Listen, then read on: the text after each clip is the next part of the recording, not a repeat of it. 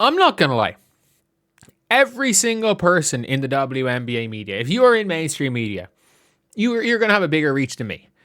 If you are in mainstream media and you are not making Olivia Miles, doing everything you can to make sure that watching Olivia Miles is appointment TV for people, you're not doing your job. If you are tearing down Caitlin Clark because it gets more clicks right now, instead of doing everything you can to hype up the most exciting player, unfortunately, we can't call Caitlin Clark the most exciting player anymore because she plays for the soul sucker that is Stephanie White, who sucks all the soul and fun out of the sport of basketball, and has turned her ordinary. There is a player that is putting up and is almost as fun as watching Caitlin Clark was in 2024. The closest thing we have got to watch to the fun of watching 2024 Caitlin Clark is Olivia Miles. She is unbelievable. And I cannot stress enough, like, this is a player that we're looking at, and I'm like, people are like, oh, everyone figured out Caitlin.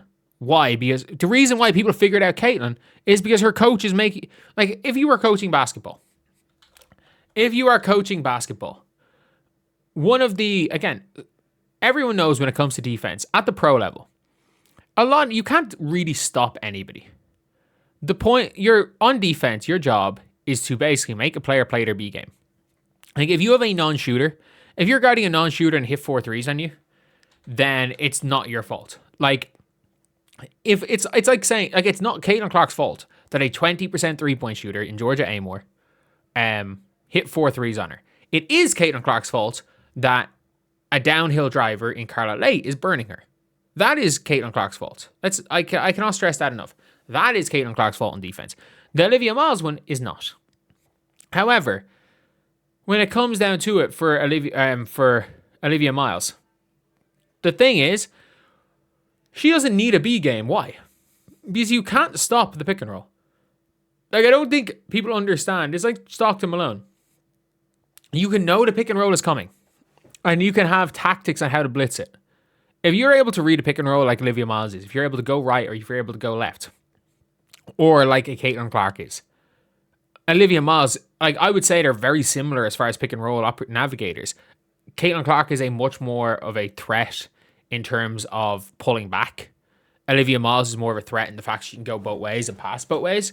Caitlin Clark I'm going to say Caitlin Clark has better feel. Olivia Miles is better at hitting her targets if they're open.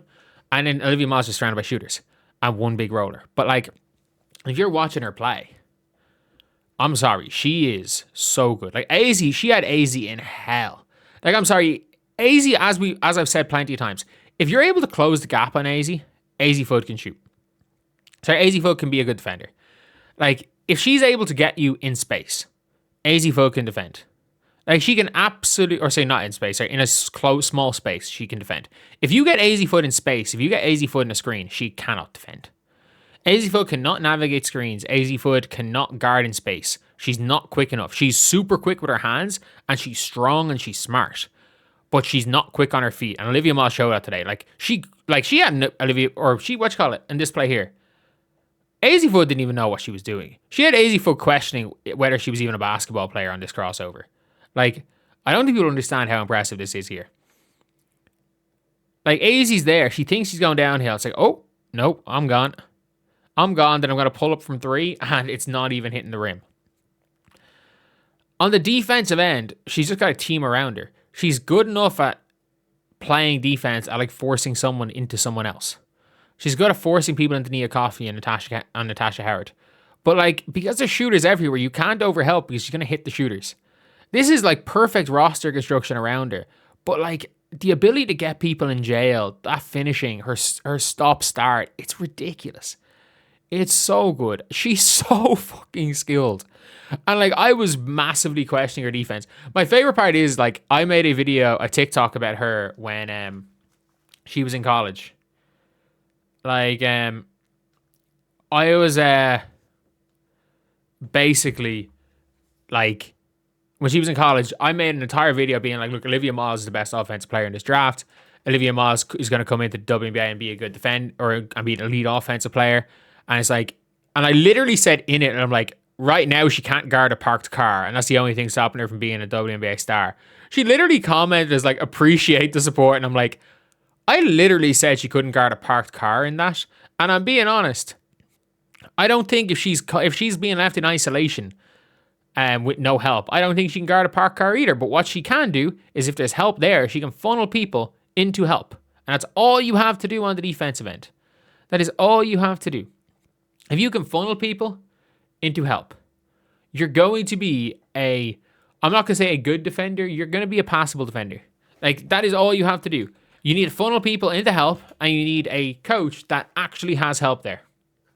Because again, what we're not doing is we're not going to go out here and overly criticize people who are being left on an island intentionally for getting burned. That's kind of how it happens. And yeah, it is what it is, I guess. But Olivia Miles in this 8-game winning streak is averaging like 19 points per game. Like, we are looking at, like, I'm sorry, we're looking at the best guard rookie season potentially in WNBA history. And if anyone wants to say, oh, what about Caitlin Clark? I get it. She's in a better situation. But like, situation matters in this. She could be the MVP. Like, again, I still don't think she goes on that crazy run that Caitlin Clark went on to end her rookie year. But at the same time, like, Olivia Miles just won Player of the Week in a week where A'ja Wilson had one of the better weeks of her career. Like, you know how hard that is to do? And we all talk about A'ja Wilson no matter what, like, she'll narrative. Like, she's going to, you have to win the narrative battle, and it's really difficult to win the narrative battle over A'ja. A rookie doing what Olivia Miles is doing absolutely has a chance of winning the narrative battle. When you've already taken Easy Foot out of Rookie of the Year conversations. Like, I'm sorry, Caitlin Clark, because Caitlin Clark couldn't even beat the narrative of the Angel Reese narrative for a while, even when it wasn't even close. Olivia Miles has basically ended the Rookie of the Year conversation. It's been 10 games or 13 games or whatever the fuck it is. So anyway, yeah, that is pretty much it. That is the video. Olivia Miles, take a bow. You have had the best start to a rookie season I have watched. You have been better. I'm trying to think of like seasons I've watched a lot of. You've had a much better start than Elena Delle Donne. I didn't watch any of Stewie's rookie season, so I can't say there. You definitely had a better start than A'ja. Like people, I don't like this narrative that like A'ja walked into the league as the best player in the league. She didn't. Like, as much as I can dislike some of the crap that A'ja does off the floor, like, there's no question about it that A'ja Wilson just gets better and better and better and better. She's a fucking workaholic, it seems. And if she's not, she's the most efficient worker ever, because her improvement rookie year to now is crazy. Like, I don't think anyone was talking about A'ja Wilson having GOAT potential coming in. It's just that now people in hindsight, being 2020, are like, oh yeah, look, she was the 5th greatest rookie of all time. It's like, no, she wasn't. Elena Delle Donne, Stewie, Caitlin Clark, clearly Paige Bueckers were better rookies than A'ja Wilson. Arike might have been a better rookie than A'ja. Fee was probably a better rookie than A'ja. That being said, Olivia Miles has had a much better start to rookie year than Caitlin Clark. Because again, at this stage, Caitlin Clark won 2 games. This is an MVP level player.